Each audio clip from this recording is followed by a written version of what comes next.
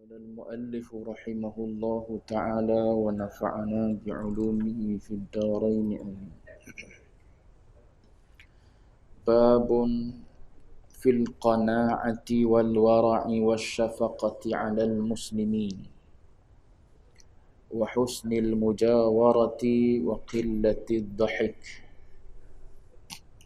Bab qanaah, yakni berasa cukup dengan apa yang ada.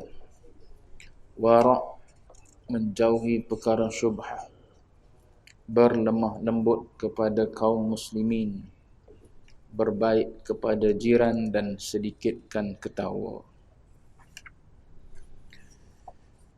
Tuan-tuan sedang jemaah yang dirahmati Allah sekalian, pertama dan selama-lamanya kita panjatkan puji syukur pada Allah dengan izin taufik hidayah Allah Ta'ala jua. Pada malam ini kita sambung lagi bacaan kitab 40 hadis tentang tasawuf.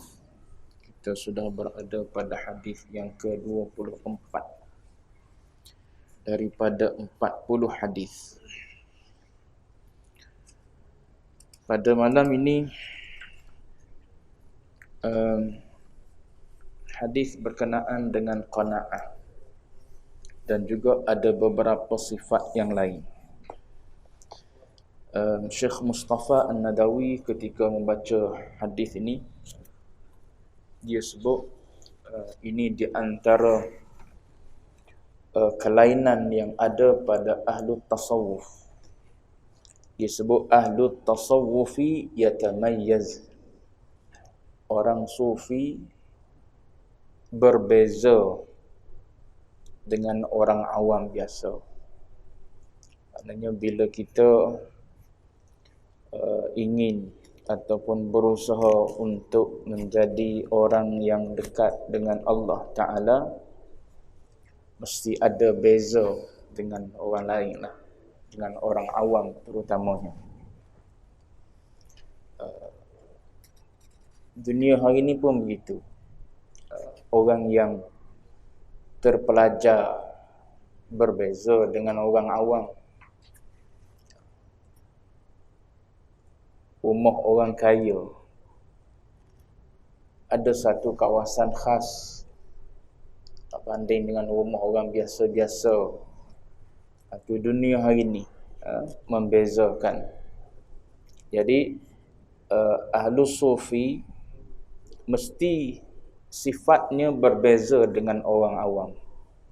Jadi dalam hadis ini ada beberapa sifat ataupun ciri yang pada zahirnya Nabi berbicara dengan Abu Hurairah dan Nabi hanya memberitahu kepada Abu Hurairah, tapi dia punya kaedahnya al-ibratu bi'umumil lafzi la bi khususis sababi.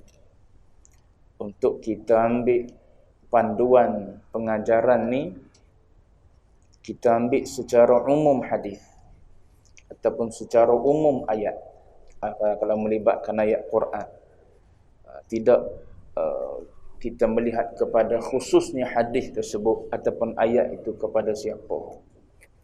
Kalau kita tengok pada khusus, maknanya hadis ni Nabi hanya suruh Abu Hurairah je lah, tak ada kena-mengena lah dengan kita. Sebab Nabi sebut ya Aba Hurairah kun wari'an, tak ada kena-mengena lah dengan kita. Tapi al-ibrah bi'umumil lafzi, kita nak ambil panduan, nak ambil pengajaran, nak ambil ibrah, kita ambil umum hadis tu. Walaupun Nabi sebut kepada Abu Hurairah je, tapi terpakai kepada seluruh umat. Khususnya ahlu tasawuf, ahli sufi. Orang yang nak menghampirkan diri pada Allah Ta'ala mesti berusaha supaya ada 2, 3, 4 sifat ni. Baik.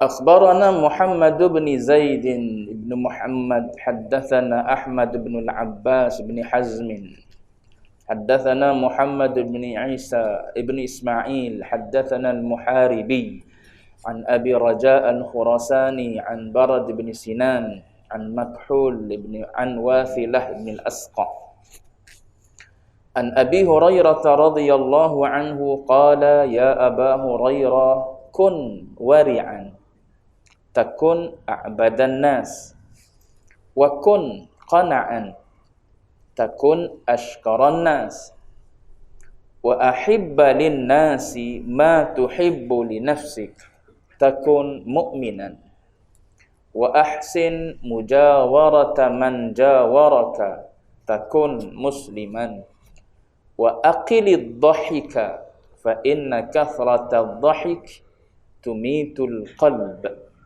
Tak ada alif pada al-qalb, tambah alif putih. Tumitul qalb, alif lam qaf lam ba, alif jatuh.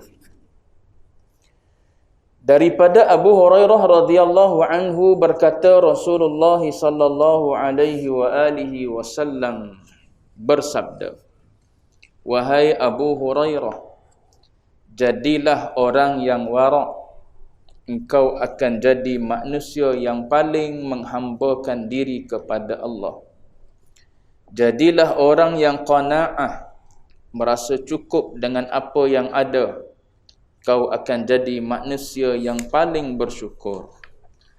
Dan cintailah seseorang sebagaimana engkau menyintai dirimu sendiri, maka engkau akan menjadi orang beriman. Dan perbaikkanlah hubungan jiran dengan orang yang berjiran denganmu, maka engkau akan menjadi seorang Muslim yang sebenarnya. Dan sedikitkanlah tertawa, kerana sesungguhnya banyak tertawa itu akan mematikan hati.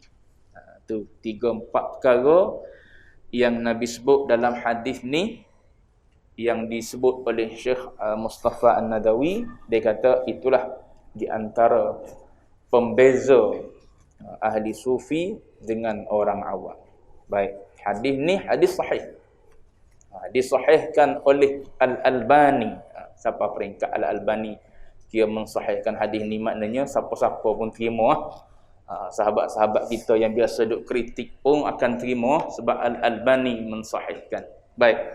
Jadi hadis ni hadis sahih. Kita tengok. Satunya Nabi sebut kepada Abu Hurairah, ya Aba Hurairah.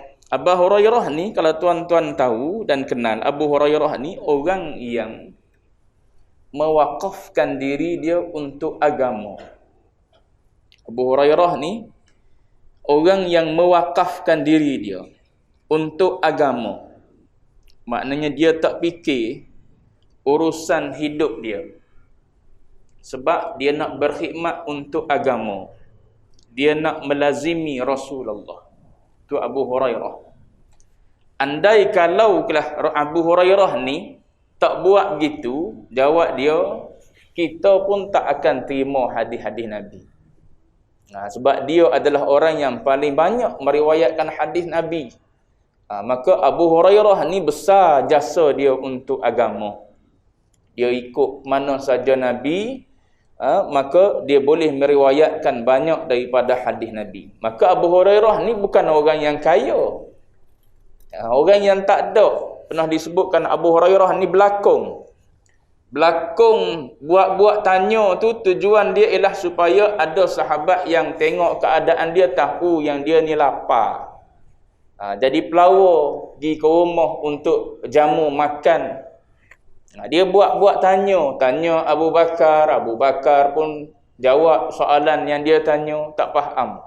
Tanya Umar pun jawab soalan yang dia tanya, tak faham juga. Lalu Rasulullah dia tanya, maka Rasulullah kata, aku tahu mu lapar, mari kita pergi rumah aku. Nabi tahu Abu Hurairah ni orang yang tak ada. Dia di antara Ahlus Suffah, orang yang duduk di sekitar Masjid Nabawi, orang yang tak ada. Orang yang tak ada harta, yang tak ada perniagaan. Adapun sahabat-sahabat lain, ada yang jenis ada tanah, mengusahakan tanah. Ada yang jenis ada kedai, mengusahakan kedai, perniagaan dan sebagainya. Adapun Abu Hurairah ni dia tanah pun tak ada, kedai pun tak ada. Jadi masa yang ada pada dia digunakan untuk follow Nabi. Jadi follower lah kalau zaman kita ini, orang yang terlalu akrab dengan Rasulullah. Jadi ke mana saja Nabi pergi, ada Abu Hurairah radhiyallahu anhu. Sebab tu dia banyak meriwayatkan hadis daripada Nabi. Jadi Abu Hurairah ni bukan orang yang berharta, tapi Nabi tetap juga bercakap kepada Abu Hurairah berkenaan dengan wara', berkenaan dengan qanaah. Tapi tuju kepada kita lah. Kita yang akhir zaman ni lebih-lebih lagi tak ada wara', tak ada qanaah, tak ada syukur dan sebagainya lah. Baik. Jadi Nabi sebut, ya Abu Hurairah kun wari'an. Wahai Abu Hurairah, jadilah kamu orang yang wara'. Jadilah kamu orang yang wara'. Wara' ni apa? Wara' ni ialah orang yang meninggalkan, ni di antara definisi yang ulama buatlah. Dari sudut istilahnya, ulama mengatakan orang yang wara' ni ialah orang yang meninggalkan apa-apa saja yang mewaswaskan dia. Tarku ma yaribuk, tinggal apa-apa yang dia rasa ragu-ragu. Yaribuka ni, kalau tuan-tuan mengaji bahasa Arab, tuan-tuan akan bertemu pecahan-pecahan dia dalam surah Baqarah awal-awal lagi. Dzalikal kitabu la raiba. Raiba tu iaitu yaribuka. Dalam hadis ni dia guna fi'il mudhari', dalam ayat tadi dia pakai isim, dia pakai kata nama. Maksud dia sama. Tarku ma yaribuka, yakni meninggalkan apa-apa yang kamu rasa syok. Raiba dengan makna syakka. Benda-benda yang kita rasa syok. Tak kira lah dalam urusan apa pun. Muamalat kita ke, jual beli kita, urusan jual beli, urusan apa sekalipun. Kita rasa syok. Maka kita tinggal. Tinggal tu ambil dengan yang awsaq. Ambil dengan yang kita yakin. Dan ulama kata, bawa diri kita ni duduk dalam keadaan berhati-hati. Tu duduk dalam keadaan ahwat dipanggil. Duduk dalam keadaan berhati-hati nak buat sesuatu. Pergi kedai pilih barang. Tengok barang yang dijual. Tengok dulu logo halal atau halal. Ada logo halal. Okey, yakinlah kita. Ni logo halal Jakim. Maka kita pun ambil beli. Yakin tu. Tak ada, walaupun kedai tu kedai Muslim. Walaupun kedai Muslim. Tapi tak ada logo halal. Tak ambil kita. Tu was-was duk ada. Bukan was-was lah, syok dia panggil. Syok ni 50-50. Duk main yo kau ni produk orang Islam ni. Ada hal apa? Cari halal tak ada. Walaupun halal dunia tak ada juga. Halal ni macam-macam jenis. Daripada negara yang berbeza-beza kan. So tuan-tuan simpan dalam telefon siap-siap. Ni lambang logo halal daripada Cina. Yang ni daripada Indonesia. Yang ni daripada Singapura. Dia bagai-bagai logo ada. Tengok dia ada logo ni, cek. Logo halal ni cek dalam telefon kita, laman web Jakim, halal. Halal daripada Persatuan Pengguna-Pengguna Islam Singapura contohnya. Maka kita pun yakin. Walaupun dia tipu tak apalah, kita rasa hati kita tenang dengan barang tersebut. Setelah kita tengok ada logo halal. Tu dalam bab barang yang kita nak beli. Tu makanan banyaklah. Mi kuning tu kan. Nama Muslim molek-molek. Mi Muslim. Dia letak tahu-tahu Cina buat contoh. Tahu-tahu Cina buat logo halal pun ada kadang-kadang. Kita berpegang pada logo halal je. Nama tu kita tak tahu. Dia orang guna nama Muslim untuk untuk menutup mata orang Islam daripada tak membeli barang dia. Kita pun beli. Selagi mana tak tahu. Bila dah tahu tinggal cepat-cepat. Tu orang yang wara', menjaga diri dia daripada terjatuh perkara yang diharamkan. Tu wara'. Jadi Nabi sihat kepada Abu Hurairah, ya Abu Hurairah kun wari'an, jadi orang yang wara'. Ada ulama sebut, dia kata kunna nada'u sab'ina baban minal halal. Ni ada ulama sebut. Dia kata apa? Dia kata kami tinggal 70 pintu yang halal. makhafatan an naqa'a fil haram. Tinggal 70 bab yang halal ni sebab apa? Takut terjatuh pada haram. Nah, tengok. Walaupun apa? Walaupun dah diisytihar dah halal, contohnya fatwa. Sebelum ni apa? ASB kau. Saya tak reti bab ASB ni. Sebelum tu kata tak boleh, lepas tu boleh, sekarang ni tak tahulah. Duk main boleh tak boleh, kita pun biarlah. Boleh tak boleh, kita pun tak clear. Naik agamawan ni kata boleh, satu isu. Tidak ASB isu, ikutlah isu apa pun. Naik agamawan ni kata boleh, naik yang ni kata tak boleh. Main boleh tak boleh ni tak apa sedap lagi tahu. Tinggal. Itu orang yang warak. Orang yang duduk dalam keadaan beringat. Boleh jadi yang ni kata halal, ada kepentingan. Boleh jadi juga yang ni ada kepentingan masing-masing lah. Kita pun tak tahu. Bila bertembung gitu, maka kita nak selamatkan diri kita, tinggal. Itu yang dia kata, kami meninggalkan 70 pintu halal, makhafatan an naqa'a fil haram. Bimbang takut jatuh pada haram. Itu ulama cermat dalam masalah duniawi mereka. Baik. Jadi Nabi nasihat kepada Abu Hurairah, kun wari'an. Jadi orang yang wara', orang yang meninggalkan perkara-perkara syubhah yang tidak jelas halal dan haram dia. Baik. Satu, Nabi kata, kun wari'an, bila engkau menjadi orang yang wara', takun a'badan nas. Pasti kamu akan menjadi orang yang paling menghambakan diri kepada Allah Ta'ala. Itu Nabi sebut. Kalau kamu boleh jadi orang yang wara', maka kamu adalah sehamba-hamba kepada Allah Ta'ala. Kenapa Nabi sebut gitu? Ulama hurai. Kenapa Nabi kata bila kita boleh jadi orang yang wara', orang yang berhati-hati meninggalkan hatta perkara yang tak jelas halal haram dia. Perkara syubhat kita tinggal dah. Maka kita akan jadi sehamba-hamba manusia. Sebab kata ulama, ibadat ni ialah dengan meninggalkan larangan daripada Allah, salah satu daripada cabang. Larangan daripada Allah Ta'ala yang tak jelas, belum tahu lagi halal ke haram, tinggal tu. Maknanya kita orang yang paling patuh. Yang halal memang kita ambil lah, yang tak halal memang kita tinggal lah. Yang tak jelas tinggal juga. Maknanya kita orang yang paling beringat sekali. Takut-takut jatuh pada larang. Bila jatuh pada larang, itu bukan hamba. Bila jatuh pada sesuatu yang dilarang oleh Allah Ta'ala kita buat, kita dah melanggar perintah Allah. So kita dah tak jadi hamba. Hamba ni tak akan melanggar perintah Tuhan dia. Walaupun seberat mana pun dia akan cuba untuk melaksanakan, untuk buat. Tu sahabat-sahabat yang pergi ke Morocco, dia kata ada lagi orang yang nak meletakkan diri dia umpama hamba kepada kepada guru-guru ni.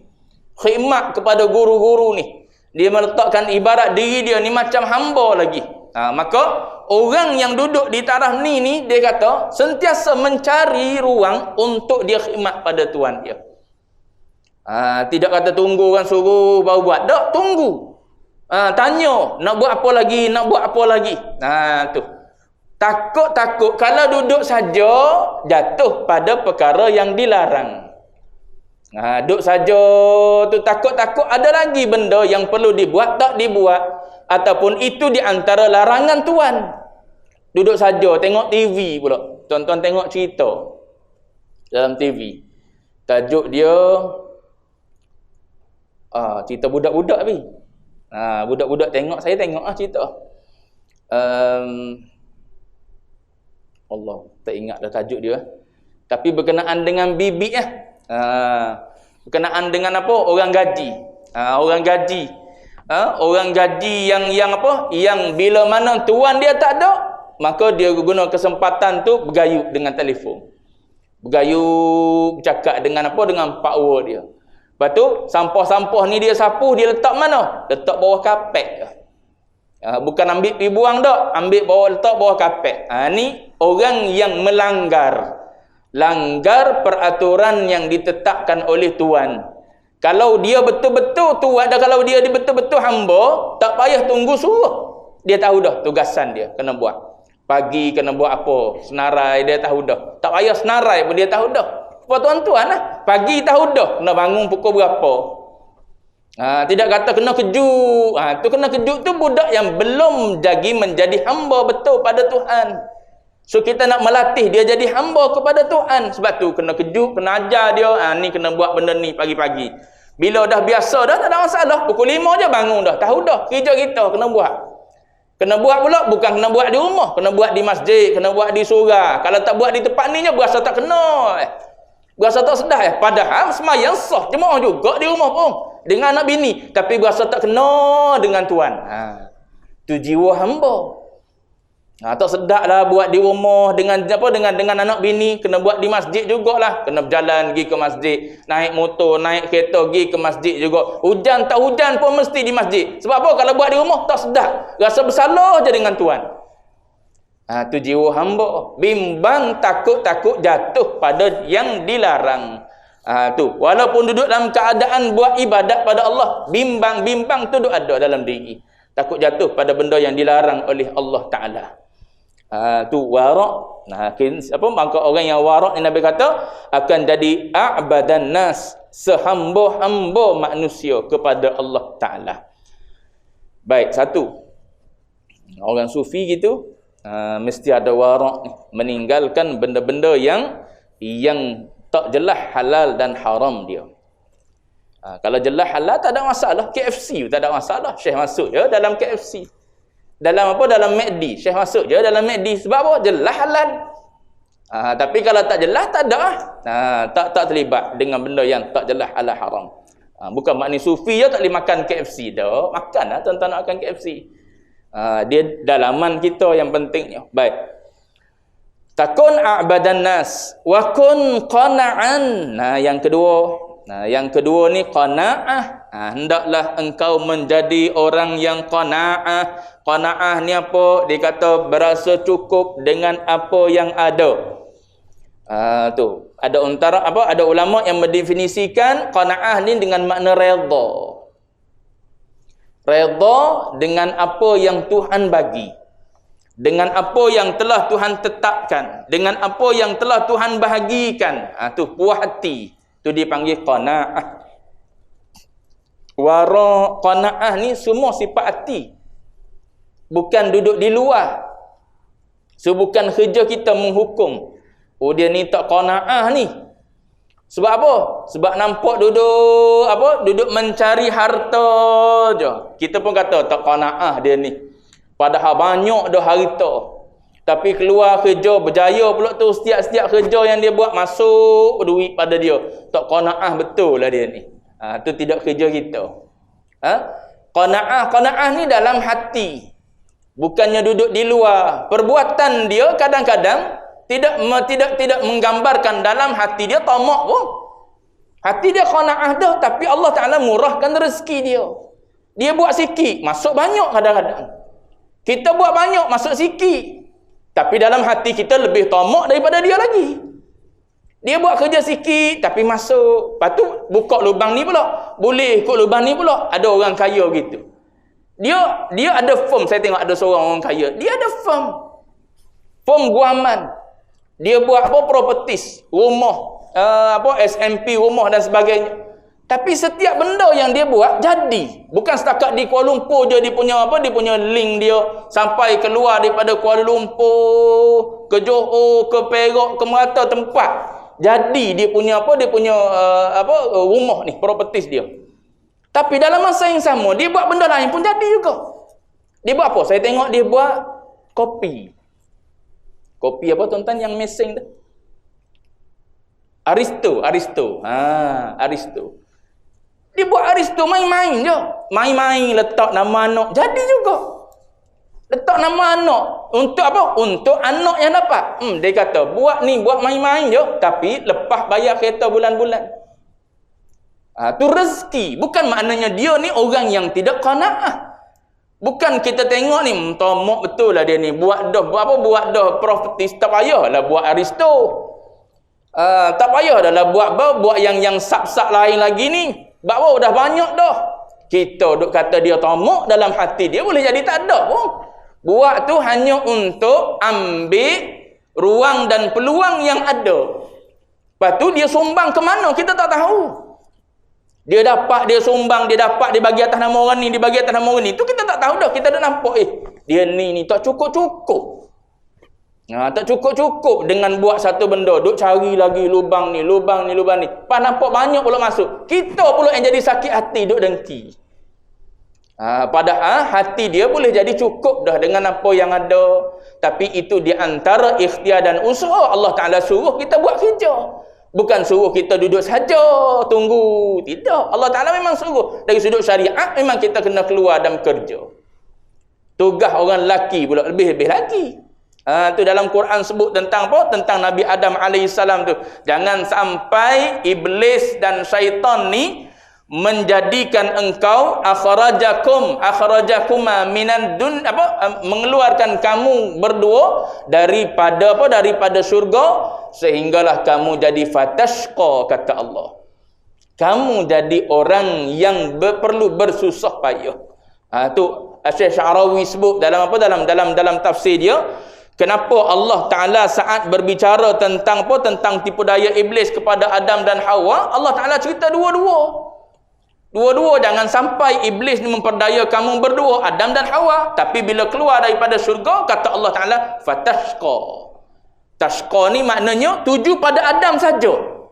Situ ulama kata, ambil daripada ayat tu, tanggungjawab mencari nafkah ialah atas kepala orang lelaki. Lepas tu dia bilang bawah tu, dibilang pula selepas daripada ayat tu, kamu tak akan lapar, kamu tak akan pakai kalau kamu duduk dalam syurga kamu tak akan lapar, kalau kamu duduk dalam syurga kamu tak akan tak akan telanjang, kalau kamu duduk dalam syurga kamu tak akan dahaga, kalau kamu duduk dalam syurga kamu tak akan terkena panas. Tu 4 perkara nafkah yang wajib atas lelaki bagi pada orang bawah dia. 1 makan, 2 pakai, 3 minum, 4 dapat tinggal. 4 dalam kitab fiqh bicara bab nafkah. Lepas tu ikut qadar pula. Kita qadar orang sederhana ke, orang rendah ke, orang tinggi ke, orang yang ada-ada ke. Tu ulama tetap pula. Ni qadar ni orang sederhana, ni qadar orang rendah, ni qadar orang tinggi. Tu bab nafkah cerita. Cuma nak beritahunya, kerja kita orang lelaki kena ikhtiar, usaha cari. Dah dia Allah Ta'ala bagi setiap lubang buka jadi. Maka belum tentu dalam hatinya ada tamak.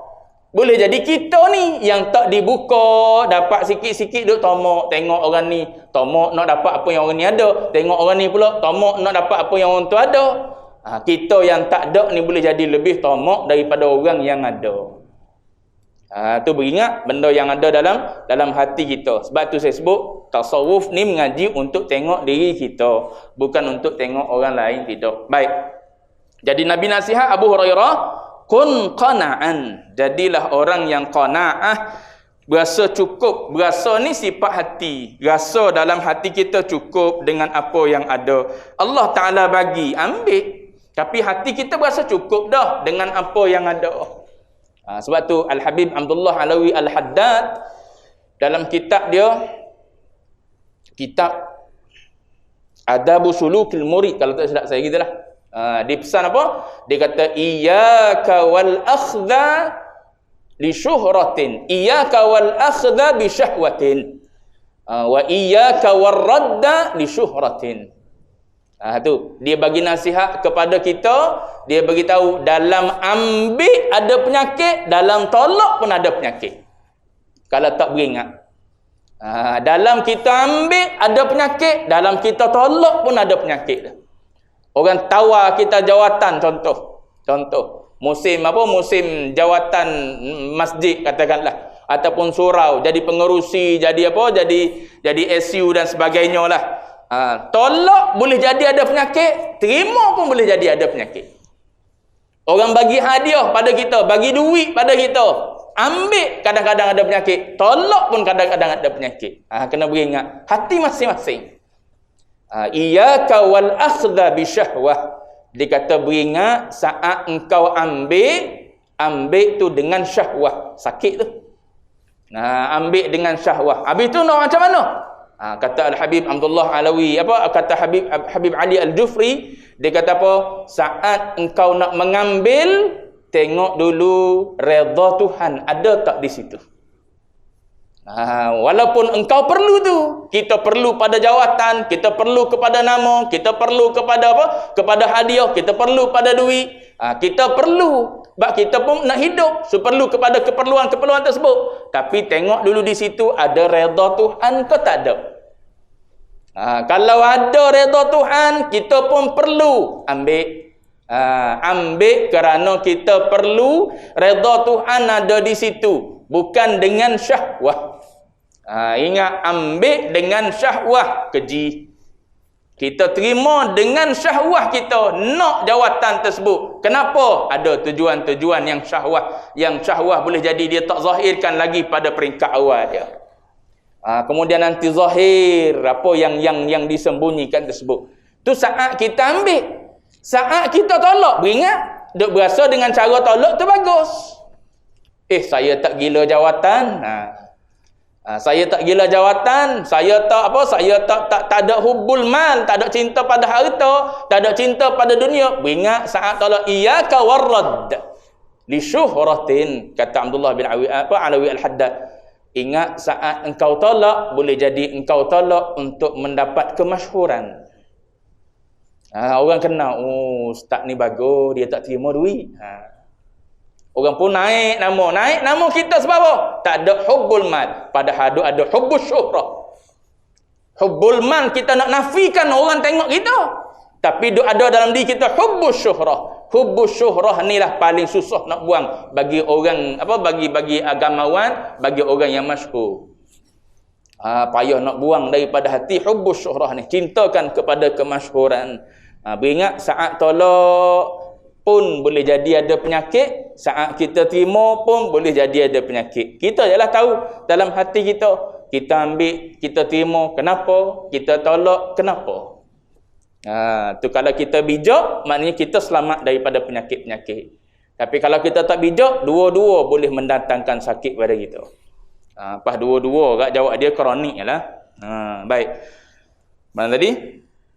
Wa kun qana'an takun ashkaran nas. Jadilah orang yang qanaah, orang yang rasa cukup dengan apa yang Allah Ta'ala bahagikan. Allah Ta'ala bagi boleh jadi banyak, boleh jadi sikit, boleh jadi berlebih-lebih, boleh jadi melimpah-limpah. Allah Ta'ala bagi pada kita. Tapi hati kita duk berasa cukup dengan apa yang ada tu. Boleh jadi sikit, boleh jadi cukup, dengan apa? Cukup dengan anugerah Allah Ta'ala. Baik. Bila kita boleh duduk dalam keadaan qanaah ni, Nabi kata takun ashkaran nas. Kamu pada masa tu jadi orang yang sesyukur-syukur manusia. Sesyukur-syukur manusia. Sebab kata ulama, sebesar-besar syukur ialah redha dengan apa yang sedikit Tuhan bagi. Redha bima tayassar. Redha dengan apa yang Allah Ta'ala bagi pada kita. Tu sebesar-besar syukur. Boleh sikit-sikit. Nak jadi pengerusi, boleh jadi AJK. Terima. Contoh. Ni duk bercakap pula belakang. Aku sepatutnya layak naik atas. Jadi pengerusi. Dia tak layak sebenarnya. Tak pernah mari masjid pun. Tu kita. Suara-suara belakang ada. Sebab apa? Nak naikkan nama kita. Dalam bab duit gitu juga. Dalam bab dunia lain gitu lah. Lebih kurang contoh. Ambil contoh iaitu tuan-tuan. Tak ada kata siapa-siapa. Ada yang terasa. Nampak senyap je. Tidur lagi molek sebenarnya. Baik. Takun ashkaran nas. Jadi orang yang sesyukur-syukur manusia. Allah Ta'ala letak, ambil. Allah Ta'ala tak bagi, tak apa. Allah Ta'ala letak kita situ, ambil, terima, buat kerja. Allah Ta'ala tak bagi, tak apa. Nak macam mana dah Allah Ta'ala bagi kepada awak, ambil buatlah 2 tahun, 3 tahun. Nanti kalau Tuhan angkat kita pula.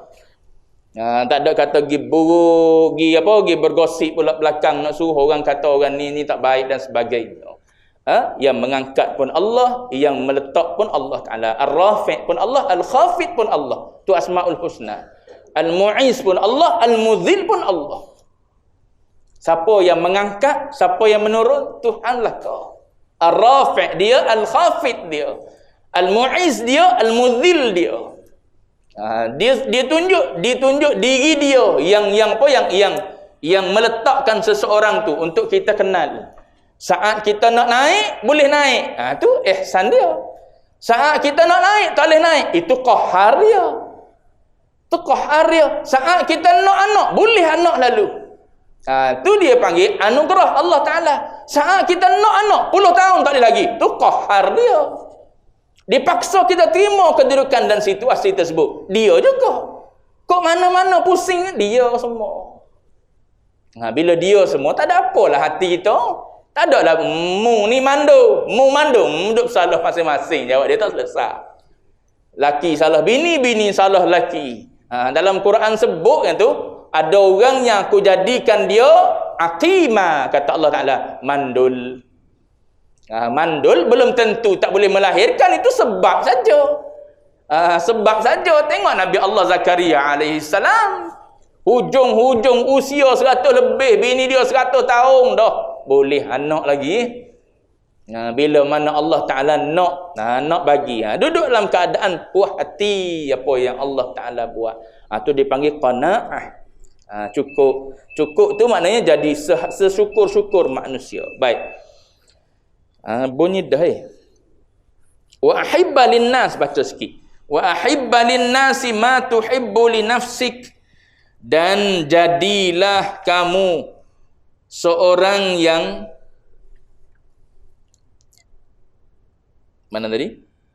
Dan cintailah seseorang sebagaimana engkau menyintai dirimu sendiri, maka engkau akan menjadi orang yang beriman. Dalam hadis lain Nabi sebut, la yu'minu ahadukum hatta yuhibba li akhihi ma yuhibbu li nafsihi. Saya sebut dah hadis ni formula umum. Bawalah formula ni pergi mana-mana. Kalau kita nak jadi tetamu rumah orang, macam mana keadaan kita suka? Kita sebagai tetamu ataupun kita sebagai tuan rumah. Kita sebagai tuan rumah, kita suka tetamu ni datang bila? Pagi, tengah hari, petang, malam.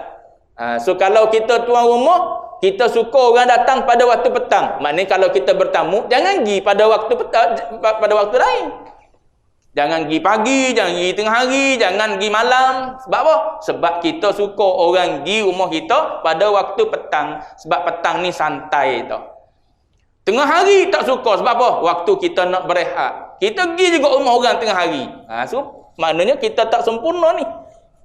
Sebab Nabi sebut, la yu'minu ahadukum, tak sempurna iman. Apa saja tuan-tuan pakai formula ni atas jalan raya, ya juga.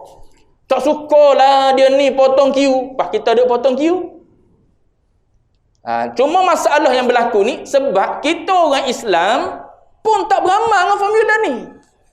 Cuba kalau semua pakat beramal. Dia kata, ustaz kalau gitu payahlah. Dia kata, dah iyalah payah. Sebab apa? Sebab bukan semua orang Islam mengaji. Kita yang mengaji pun tak mula. Gitu. Kita yang mengaji, yang tahu pun tak mula. Yang tak mengaji, berapa ramai? Lebih ramai tak mengaji daripada mengaji. Lebih ramai yang tak mengaji daripada mengaji. Yang mengaji pun kalau tak buat, yang tak mengaji, tak pelik lah. Pelik apa? Sebab dia tak mengaji. Orang tak sekolah. Gitulah ibarat dia. Jadi, kalau kita tak suka, jangan kita buat pada orang. Orang pun tak suka. Cuba kalau semua, tuan-tuan bayangkan kalau semua orang Islam faham. Ambil hadis ni, jadikan formula umum. Tak sukalah tengok apa, tengok orang potong queue, semua pakat tak potong queue. Yang potong queue itu semua non-Muslim. Yalah, sebab dia tidak agama Islam. Memang perangai dia tak cantik lah sebab dia tidak dipandu oleh agama samawi. Adapun yang Islam ni semua cantik je. Tu hadis yang apa, yang menceritakan tentang formula ataupun kaedah umum. Kita tak suka orang tengking kita, jangan tengking orang. Kita tak suka orang marah kita, jangan marah orang. Kita tak suka orang marah kita, tapi kita dah marah orang.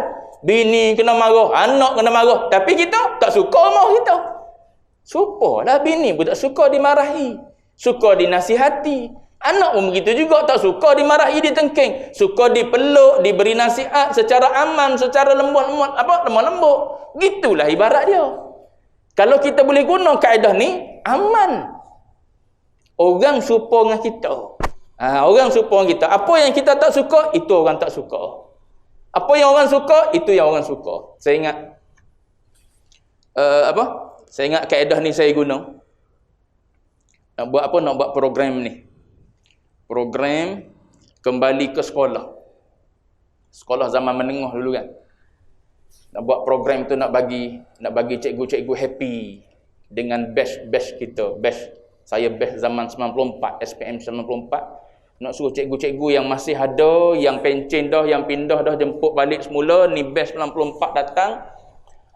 Nak raikan cikgu-cikgu ni makan dan nak bagi hadiah. Saya bagi tahu formula ni. Saya kata bagi hadiah pada cikgu-cikgu apa yang kita suka. Jangan bagi hadiah yang kita tak suka. Asyik-asyik tu halah, asyik-asyik tu halah. Asyik-asyik sejadah, asyik-asyik sejadah. Tuan-tuan nak kau tu halah dengan sejadah. Saya sebut formula ni. Formula ni pakai umum. Kalau kita rasa tak suka lah, balik-balik tu halah dapat. Dah lah tu halah dapat. Tu halah pula yang tak meresak air pula tu. Kalau yang meresak air boleh tahan lagi tuala apa tuala hotel tu. Ni tuala 10 kali lap tak kering lagi. Kita tak suka boleh tuala. Kita tak suka boleh apa? Boleh sejadah. Sebab apa? Penuh dah dalam almari dengan tuala sejadah. Jangan bagi. Bagi apa yang kita nak. So dia orang pun cadang. Cadang beli kasut yang beratus-ratus. Cadang beli bantal yang berjenama. Okey, yang ni okey. Apa yang kita nak itu kita bagi. Ni hadis umum. Lepas tu tengoklah pula kemampuan kita. Saat kita tuan-tuan pergi berhutang pula nak beli pada orang. Sebab apa? Kita nak kereta ni, beli kereta juga tak lah sampai gitu. Bijak lah. Cuma nak sebutnya ialah apa yang kita berasa kita nak, itulah yang kita buat pada orang. Maka kata Nabi, kalau engkau boleh buat gitu, kamu ni jadi orang yang beriman. Baik. Kemudian Nabi kata, wa ahsin mujawarata man jawarak. Buat baik kepada jiran, orang yang hampir dengan kamu. Maka engkau menjadi orang yang dan perbaikilah hubungan jiran dengan orang yang berjiran denganmu, maka engkau akan menjadi seorang muslim yang sebenarnya. Last sekali Nabi kata, wa aqilladh dhahik. Nabi suruh sedikitkan tertawa, fa inna kathratadh dhahik tumitul qulub. Kerana banyak ketawa ni boleh mematikan hati kita. Seronok kan? Seronok, tak berasa akhirat dekat dengan kita. Sebab tu saya ingat apa? Saya ingat Syekh, saya pernah sebut boleh jadi. Orang anak-anak murid buat sambutan hari jadi pada Syekh. Syekh kata, hari lahir ni adalah hari bermulanya ujian. Hari lahir ni adalah hari bermulanya ujian kita di dunia ni. Bukan hari untuk happy. Bukan salah tuan-tuan beli kek, beli makanan untuk makan anak beranak. Baguslah. Memasukkan kegembiraan dalam hati saudara tu pahala juga. Tapi kena sedar dalam hati kita kena ada. Jangan kita yang umur 70 anak-anak bawa pergi makan di KL Tower, kita pun happy juga, turun tangga mati. Jangan begitulah. Sebab apa? Kita orang yang mengaji, yang faham, hari lahir ni hari bermulanya saat Allah Ta'ala menguji kita. Uji apa? Uji alastu bi rabbikum. Betul tak aku ni Tuhanmu? Ya, kita jawab dulu. Lahir di dunia, betul lagi tak aku ni Tuhan kau? Ke nafsu kau dah jadi Tuhan sekarang ni? Gitu. Tuhan nak tengok sejauh mana betul engkau ni mengatakan alastu bi rabbikum qalu bala. Bala. Sampai dunia tu masih bala lagi tak? Aku ni sebagai Tuhan? Ataupun engkau berbelah bagi dah? Duk turut hawa nafsu kau dah? Yang ni bermulanya hari ujian kita. Sebab dunia ni darul ibtila, tempat Allah Ta'ala menguji. So kena beringat tiap-tiap masa duduk dalam keadaan bahawa kita ni mencari redha Tuhan di dunia. Bila duduk dalam keadaan macam tu, tak ada lah ketawa memanjang, happy memanjang hidup kita. Sebab apa? Mikir akhirat kita macam mana, Allah Ta'ala dah redha ke belum, sebelum kita kembali pada Allah Subhanahu Wa Ta'ala. Baik. Tu fa inna kathrata dhahik tumitul qalb. Banyak ketawa tu boleh mematikan hati. Sampai situ dulu. Akan datang nombor 25 pula. Babu fi ikhtiyaril faqri 'alal ghina. Memilih fakir berbanding kaya. Wallahu a'lam wa ilmuhul atam. Sallallahu rabbuna 'alan nuril mubin Ahmad al-Mustafa Sayyidil mursalin. Sallallahu rabbuna على النور المبين أحمد المصطفى سيدي المرسلين صلى الله ربنا على النور المبين أحمد المصطفى سيدي المرسلين وعلى آله وصحبه أجمعين وعلى آله وصحبه أجمعين.